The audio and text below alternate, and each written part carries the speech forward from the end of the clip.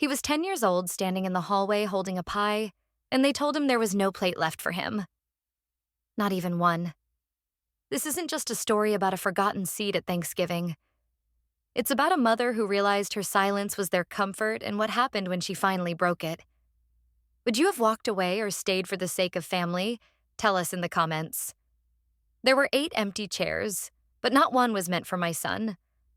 The house looked like a catalog page from a lifestyle magazine, wreaths on windows, cinnamon-scented candles flickering in antique holders, and Diane's signature cornucopia centerpiece glowing under the chandelier.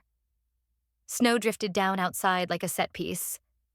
Inside, perfection reigned, but perfection had no space for us.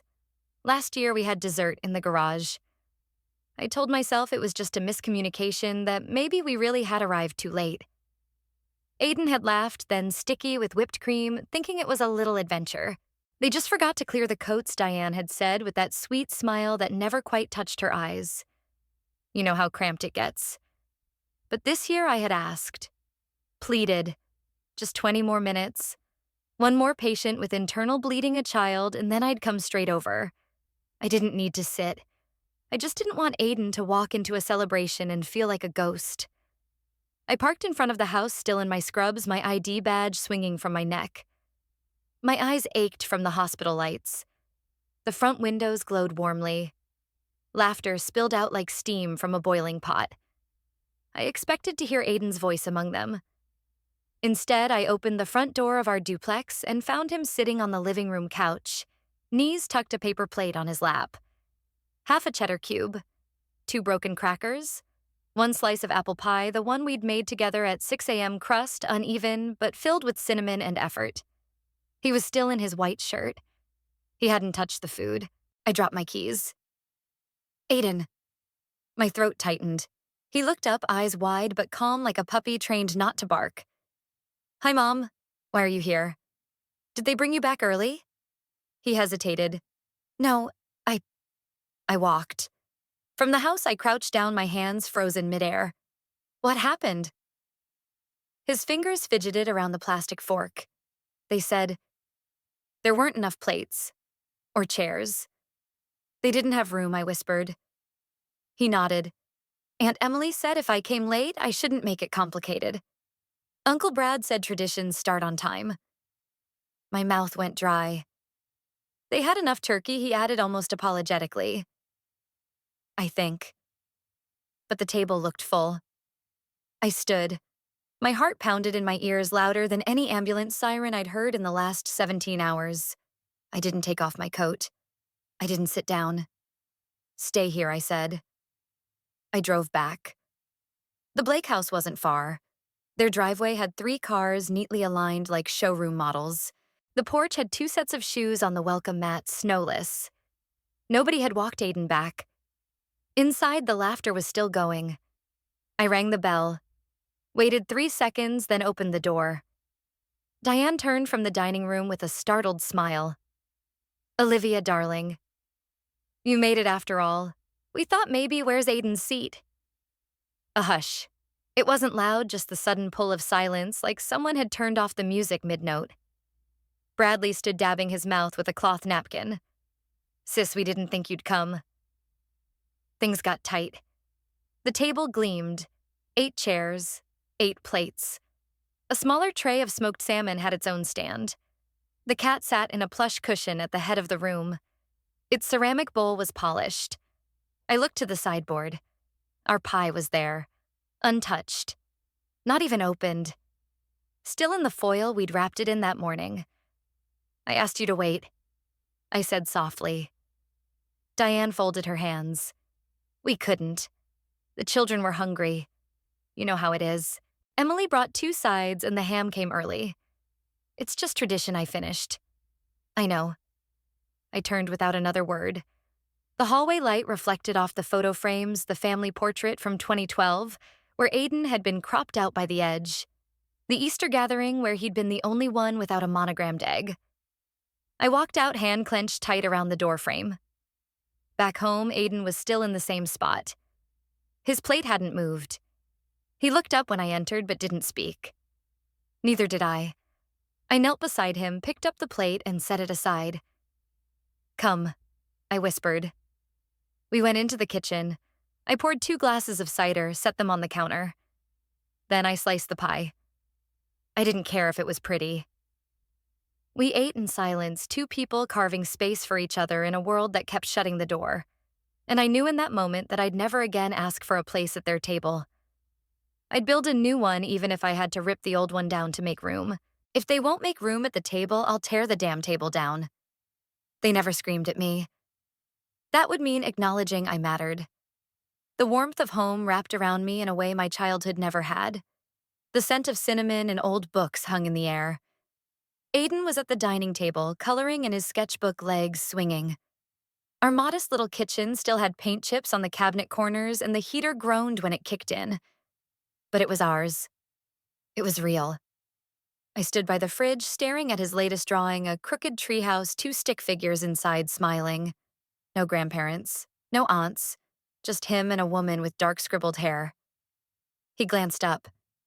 "You okay, Mom?" I nodded slowly, just thinking. He paused, pen in the air. Maybe they just forgot. I blinked.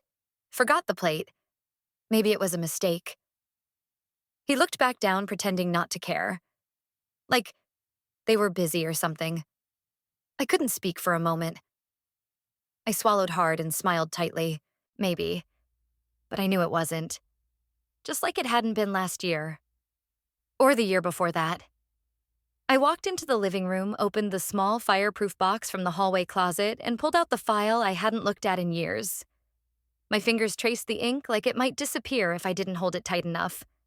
Trust agreements, property deeds, voting rights, my name, over and over again. They thought I'd forgotten. Or worse, that I'd given up. The phone buzzed. I answered. Olivia came the calm, even voice. "It's Kaplan. You said to call when I had a moment?" "I need to know what's still mine," I said. Legally. There was a pause, then a click of keyboard keys. "You still own 35% of Blake Enterprises, and the family land deed, yes, it's still under your name. You were the sole inheritor after your father passed. They never transferred it. They couldn't. He left it explicitly to you in the final version. You remember the clause I did. I'd been too numb to care then. Too loyal to act. I want out," I said. "Pull me from the trust. I'm selling." Kaplan's voice didn't change tone. "Do you want to review the buyer shortlist, or should I proceed with the standing offer?" I sank into the sofa, documents spread around me like silent proof of a decade swallowed whole.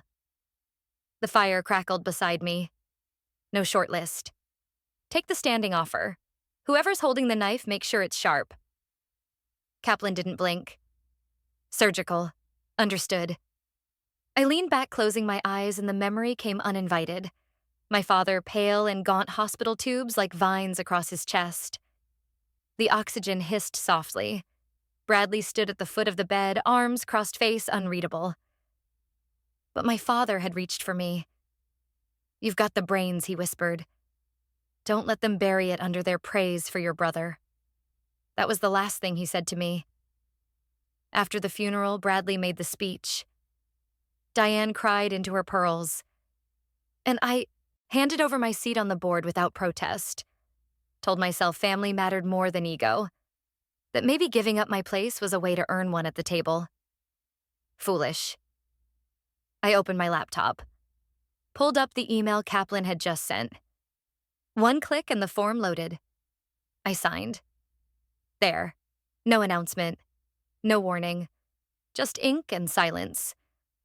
Let's see how much their empire weighs without the woman they pretend doesn't exist. The next morning, Kaplan called again. "The buyer's ready. You want to meet him?" I looked out the window. Aiden was on the front lawn laughing as he threw snow in the air. The sky was the color of steel, and the sun hadn't broken through in hours. "No," I said. "Just make sure he brings a knife." This is surgical. They taught me to set the table with silence. I'm done being polite. Snow tapped against the windows like a metronome, steady and sharp. The office smelled of pine-scented polish and coffee that had gone cold.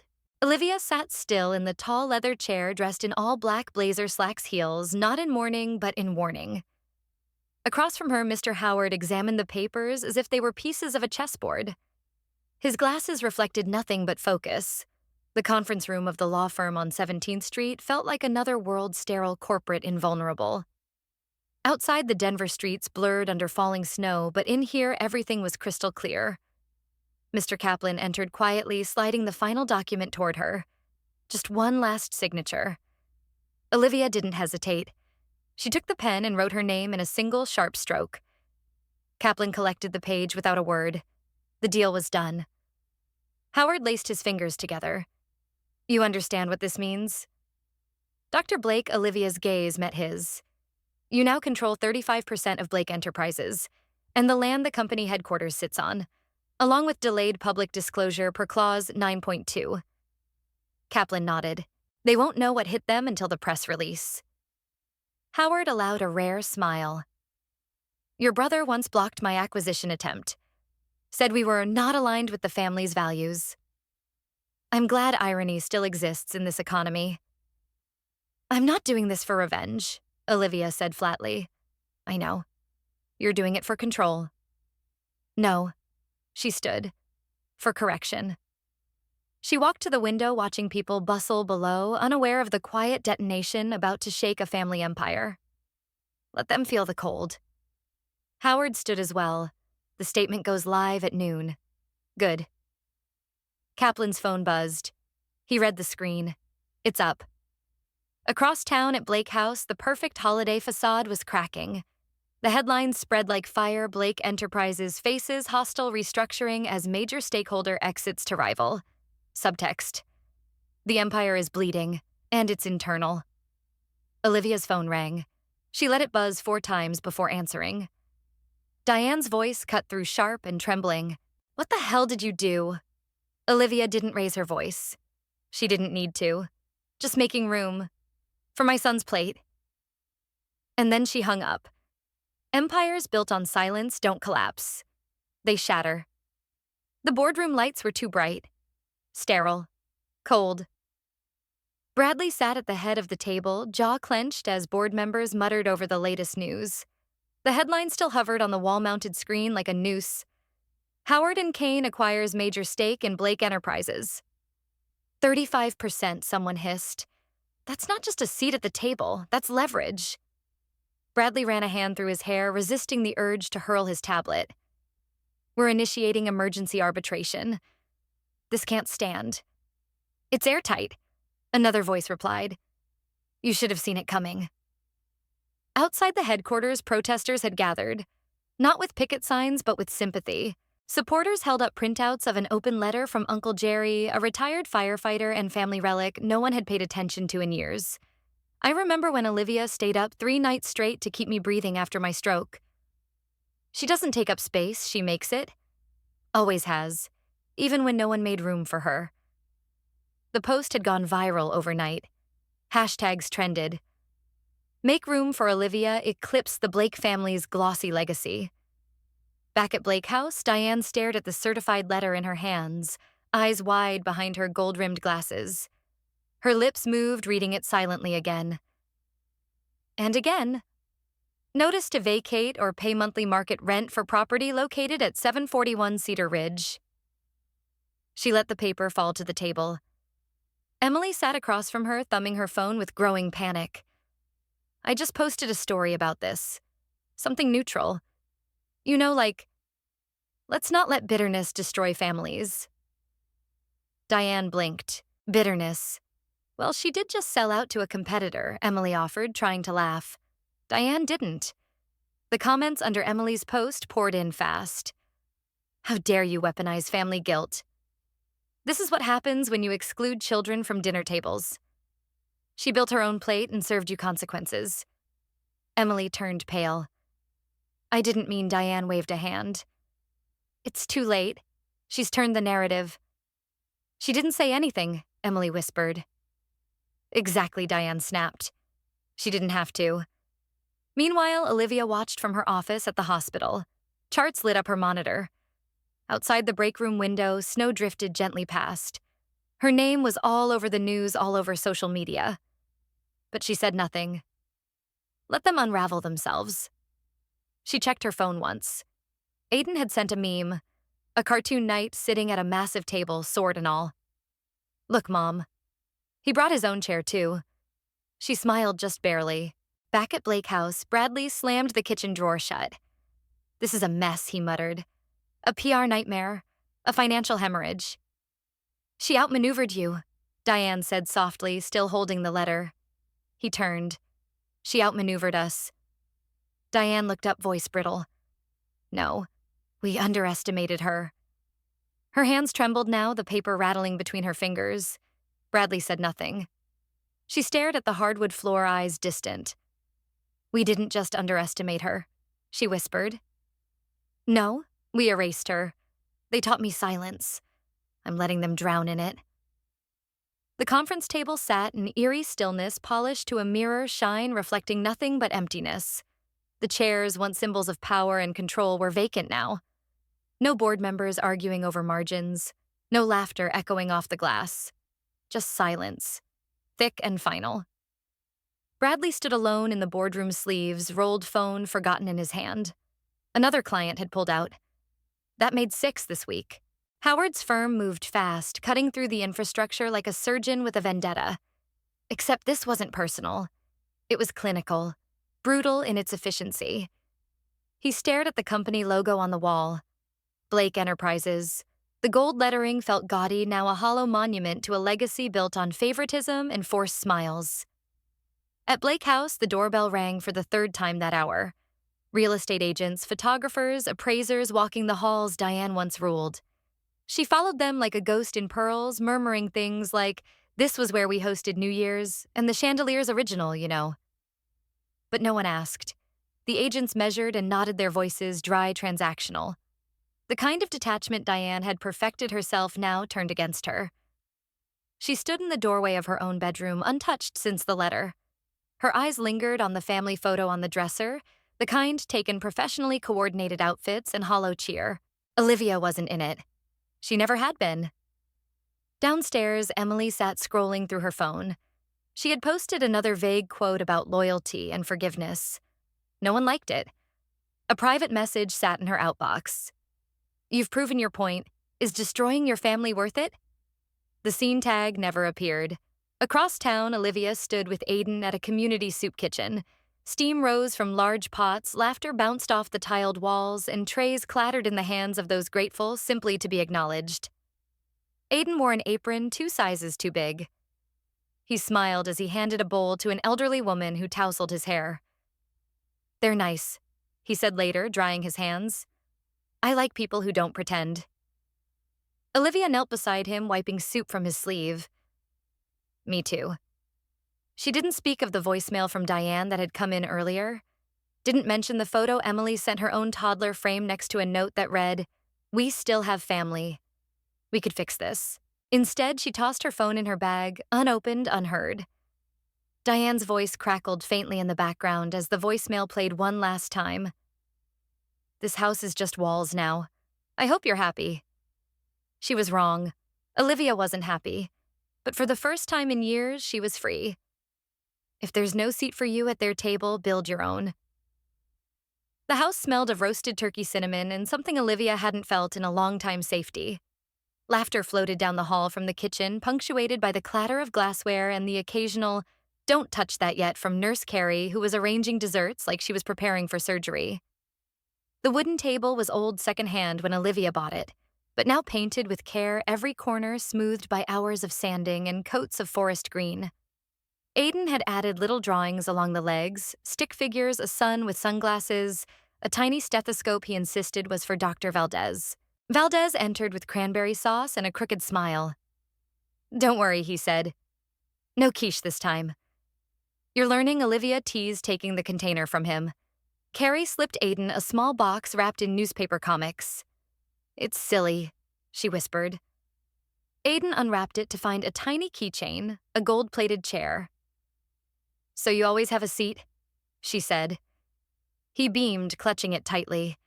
The guests gathered around the table, which was mismatched with chairs of every kind, folding chairs, a bar stool, even a milk crate. But everyone had a place, and everyone knew it.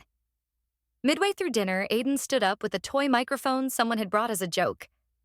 He tapped it, his voice shaking just slightly.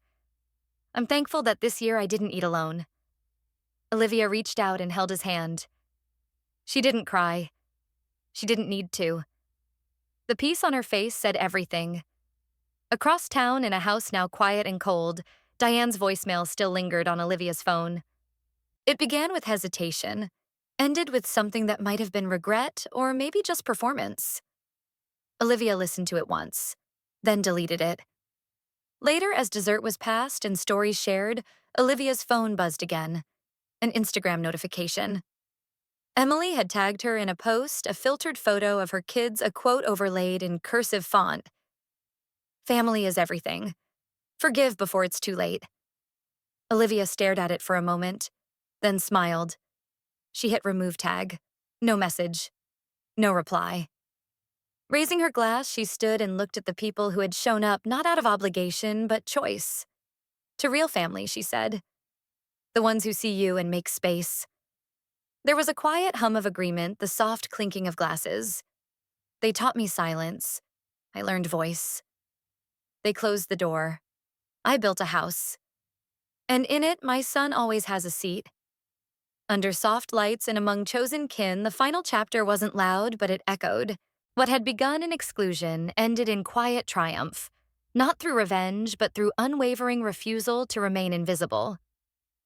When injustice is met with clarity and resolve, the silence once used to erase becomes the sharpest instrument of reckoning. Justice may not always arrive on time, but when it does, it speaks with the weight of every moment it was denied.